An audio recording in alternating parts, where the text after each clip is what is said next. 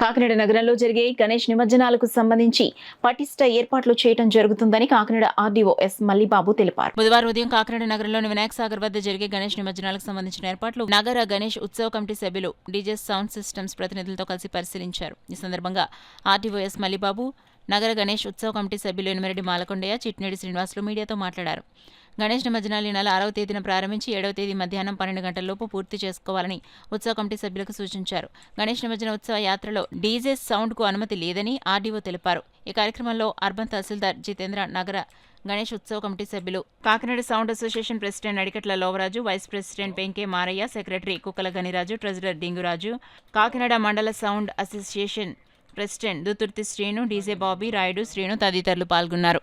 6వ తారీఖున జరగబోయే మన కాకినాడ జిల్లాలో మన కాకినాడ అర్బన్ రూరల్ మరియు మన కాకినాడ జిల్లాలో ఉన్నటువంటి వినాయకుని నిమజ్జనాల సందర్భంగా ఇక్కడికి మున్సిపల్ కమిషనర్ గారు, పోలీస్ డిపార్ట్మెంట్ వారు, అలాగే ఉత్సవ కమిటీ అధ్యక్షులుగా మాలకొండయ్య గారు, అలాగే ఆర్టీఓ గారు పిలుపు మేరకు మన కాకినాడ జిల్లా sound system owners and helper సంక్షేమ సంఘం యూనియన్ తరఫు నుంచి ముఖ్య సభ్యులు మేము హాజరవడం జరిగింది.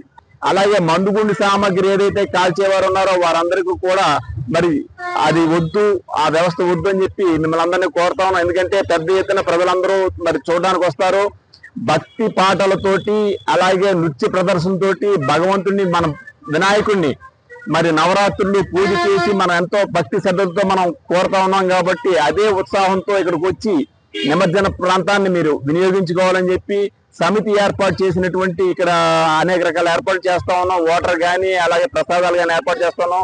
అదంతా తీసుకుని చక్కగా మరి మీరందరూ ఇళ్ళకి చేరి ఈ నిమజ్జనాన్ని మనం ఎంత వైభవంగా చేసుకున్నాం అదంతా కూడా మనం చూసే విధంగా ప్రజలందరూ వస్తారు. కాబట్టి క్రమశిక్షణతో ఉండాలని చెప్పి మిమ్మల్ని అందరూ కోరుతా ఉన్నాం. కాకినాడలో 37 సంవత్సరాల చరిత్రను గుర్తు చేస్తూ బ్రహ్మంగారి మఠం దగ్గర పిండాలు పెడతారు కాబట్టి అక్కడ నిమజ్జనం ఆపండి అని చెప్పడం జరిగింది.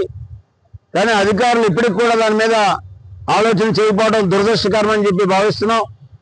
ఇవాళ వినాయక సాగర్ బాలగంగాధర్ తిలక్ ఏదైతే ఉందో 2 బ్రిడ్జీల మధ్యలో 37 సంవత్సరాల క్రితం నుంచి ఇక్కడ నిమజ్జనం చేసేటటువంటి ప్లేసు. ఇక్కడ ఖచ్చితంగా క్రేన్ ఏర్పాటు చేసి కండిషన్ లేనటువంటి నిమజ్జనం విగ్రహాలను ఇక్కడికి తీసుకురావాలనేది సమితి ప్రభుత్వాన్ని కోరింది.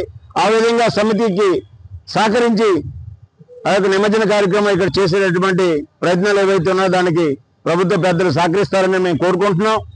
స్థానిక ఎమ్మెల్యే గారు కొండబాబు గారు కానివ్వండి, రూరల్ ఎమ్మెల్యే గారు కానివ్వండి, నానాజీ గారు కానివ్వండి, ఈ యొక్క సమితి చేసినటువంటి నిర్ణయాలకు కానీ నిమజ్జన విషయాల్లో కానీ పూర్తిగా మద్దతు ఇస్తూ ఈ యొక్క నిమజ్జన కార్యక్రమాన్ని శోభాయాత్ర కింద చేయాలని చెప్పి వారు కూడా చెప్పడం జరిగింది.